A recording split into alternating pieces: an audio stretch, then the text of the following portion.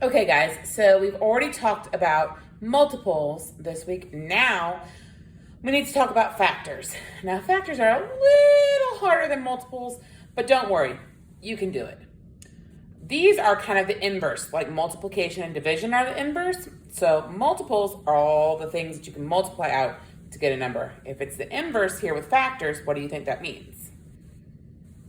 Right, it's the inverse, which means you have to divide. These are numbers that can be divided into a whole number equally, and they come in pairs. Factors will never be by themselves unless it's the number by itself, like 6 times 6 equals 36. That pair would just be a single number, but most of the time it's a pair. All of the factors you find for a number will be smaller than or equal to the number you start with.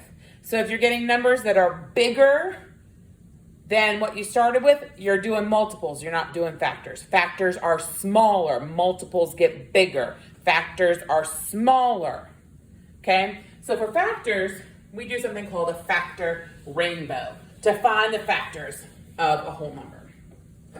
So let's say we're doing the number 12. We're trying to think of all the combinations that can make up 12. Well, what can we do to multiply 12? First, we can start off with 1 and 12, because 1 times 12 equals 12.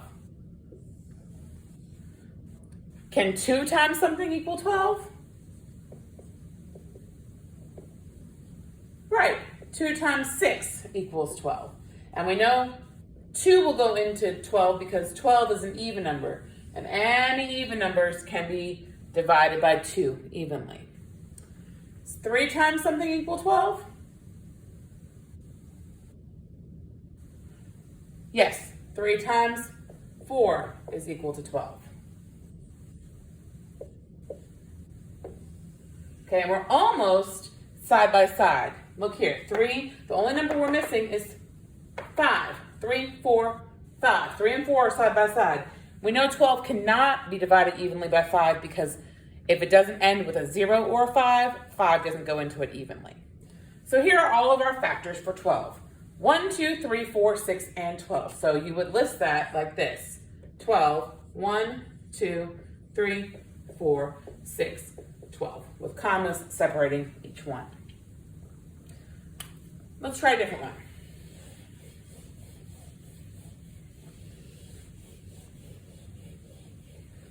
Let's say our number is 30. Okay, well, we already know 1 times 30 equals 30, so we need to list them. 30 ends with a 0, so 2 times something is going to give me 30. 2 times what? If you said 15, you're right. 30 is a multiple of 10 because we can count 10, 20, 30. So what times 10 equals 30? 3.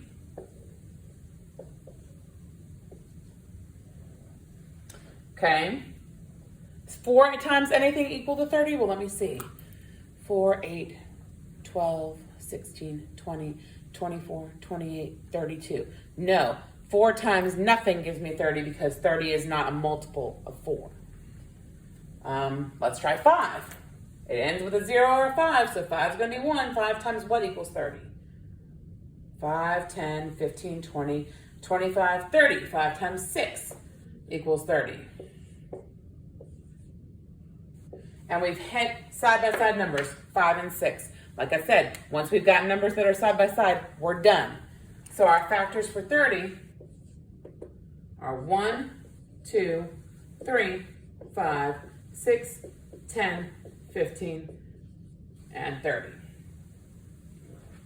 Okay, I'm going to leave that list right here. So then, you know how with multiples they'll ask for the lowest common multiple or common multiples?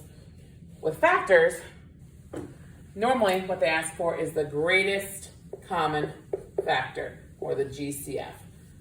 So in this case, they're looking for the largest number that is the same amongst a group of numbers. So we're going to practice that right now.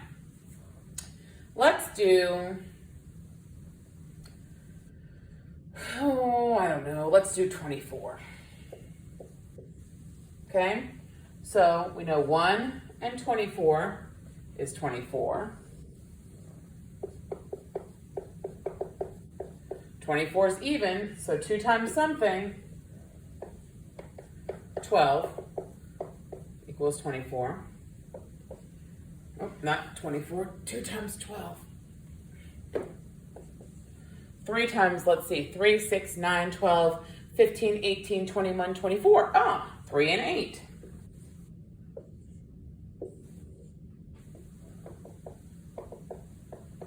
4 times something, 4, 8, 12, 16, 20, 24. Ah, yeah, 4 and 6 is 24.